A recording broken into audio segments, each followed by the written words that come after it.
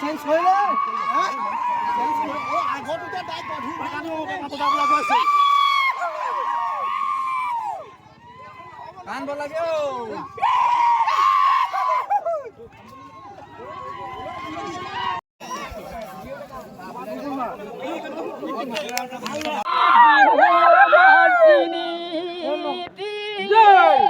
ও বিহু আমাৰ জাতি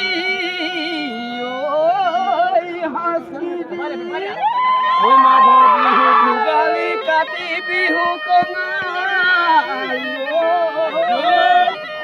বহাগতে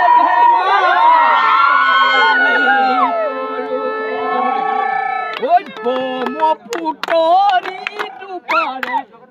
সমলীয়া ঘৰিখিনি বিচাৰি অতি মোহনীয়া ব্ৰহ্মপুত্ৰী দুপাৰে সোণা সমলীয়া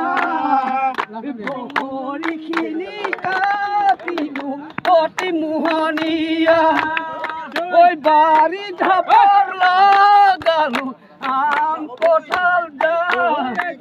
বিয়াখনি পাতি লৈ এটি দুটিকৈ খাম হাই ঐ এটি দুটিকৈ খাম আপোনালোকৰ যি খৈনীয়া পৰ্ব মানুহে আচলতে মহাপ্ৰভু ব্ৰহ্মপুত্ৰৰ কাষৰ পৰা আপোনালোকে নিয়ে এইটো পৰম্পৰা কিমান বছৰৰ পৰা চলি আছে কি ক'ব পৰম্পৰা বুলি ক'লে এটা কথাই ক'ব লাগিব এইটো আমি বছৰ হিচাপে ক'ব নোৱাৰিম কিন্তু এটা কথাই ক'ব পাৰোঁ যে আমাৰ ককা ৰাজু ককা এতিয়া 100 বছৰ পাৰ হৈ গৈছে আমি ককাক পাইছিলোঁ বা ৰাজু ককাহঁতক আমি দেখি পোৱা নাই যিটো পৰম্পৰা দেখি আহিছোঁ ৰাইজে কিন্তু 100 বছৰ বেছি হ'ব নেকি 1817 চনৰ আমাৰ লগত ইতিমধ্যে লিপিবদ্ধ আছে 1939 চনৰ আমাৰ লগত কিছু তথ্য আছে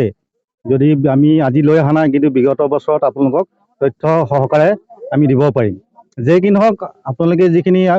আজি আহিছে আপোনালোকে আমাৰ সাংবাদিক বন্ধুসকলে আমাক যি ধৰণে আজি এই পৰম্পৰাটোৰ বিষয়ে সুধিছে আমি এইটো অতীজৰ পৰা পৰম্পৰা হৈ আছে নদী ব্ৰহ্মপুত্ৰৰ কাষতেই গছ গছনি বুলি নহয় তাত কেঁচা যিবিলাক আগৰ পুৰণা খৰি সেইবিলাকে বুটলি আৰু লগতে ঘৰৰ পৰাও কিছু যুৱকে খৰি কাটি আনি এইটো চলি আহিছে ইয়াত এটা কথা আমি গৌৰৱে ক'ব বিচাৰোঁ পৰম্পৰাৰ নিচিনা এনেকুৱা আমাৰ গাঁৱত বৰিচুক কৈবতৰ গাঁৱত মানে যিসকল ভকত বৈষ্ণৱৰ যিবোৰ নীতি নিয়ম তাত পচকি বুলি কয় দুজন ব্যক্তি থাকে তেওঁলোকে বছৰটোৰ যিখিনি ৰাইজৰ ধৰ্মীয় অনুষ্ঠান তেওঁলোকে ঘৰে ঘৰে গৈ পইচা চাউল অন্যান্য তুলি মেলি ৰাইজক আধ্যাত্মিক দিশত সহায় কৰে তেওঁলোকক আমাৰ মাঘৰ বিহুৰ দিনাই তেওঁলোকক পাৰিতোষিক এটা দিয়া হয় সকলো ৰাইজে তুলি প্ৰায় দুজন ব্যক্তিক 6,000-7,000কে মানে পাৰিতোষিক পায় গতিকে এইটো এটা আমাৰ বৰ লেখত ল'বলগীয়া এটা নীতি আছে গতিকে আপোনালোকক জনাবলৈ পাই সুখী হৈছোঁ যে অসমৰ যিকোনো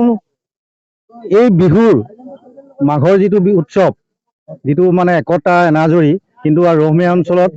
ভিতৰত ৰহমীয়া মৌজাৰ বা ফুকনাখাট দুইখন পঞ্চায়তৰ ভিতৰত বিশেষকৈ আমাৰ ৰহমীয়া মৌজাৰ বৰিচুক কৈবতৰ গাঁৱতে এইটো পৰম্পৰা আছে বুলি আমি মানি আহিছোঁ বা দেখি আহিছোঁ ককাহঁতৰ দিনৰ পৰা বৰ্তমান আজি মই 30 বছৰ খৰি নি আছোঁ আজি তাৰিখলৈকে এইবাৰ মোৰ 30 বছৰ হৈছে খৰি নিয়া টোটেল আমাৰ গাঁৱৰ জনসংখ্যা হিচাপে আপোনাৰ 4,000 হ'ব আৰু ঘৰ হিচাপে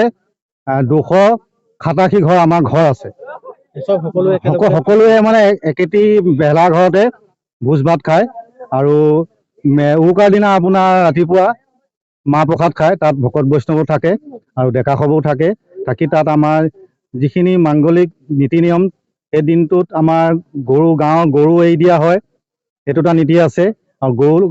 গৰু লৈ মানে যিবোৰ খেতি কৰা হয় তেওঁলোককো আমাৰ সেই গৰুহালৰ লগত যিসকল খেতিয়ক আছে তেওঁলোকক মানে আদৰণি জনোৱা হয় গৰু হৈ মানে আপোনাৰ এটি বাৰ্তা দিয়া হয় ভগৱানৰ ওচৰত, কৃষ্ণৰ ওচৰত। এনেকুৱা নীতি নিয়মো চলি আছে। গতিকে আপোনালোকক জনাব পাই সুখী হৈছোঁ। আৰু লগতে আপোনালোকে অসমৰ চুকে কোণে যাতে এই বাৰ্তাটো, এই এনাজৰী, মাঘৰ যিটো এনাজৰী মৰম চেনেহ থাকে, এইটো আপোনালোকৰ দ্বাৰা প্ৰচাৰিত হওক। আৰু আমি এটি আপোনালোকক আহ্বান জনাইছোঁ বা জনাব বিচাৰোঁ যে আপোনালোকে মাঘৰ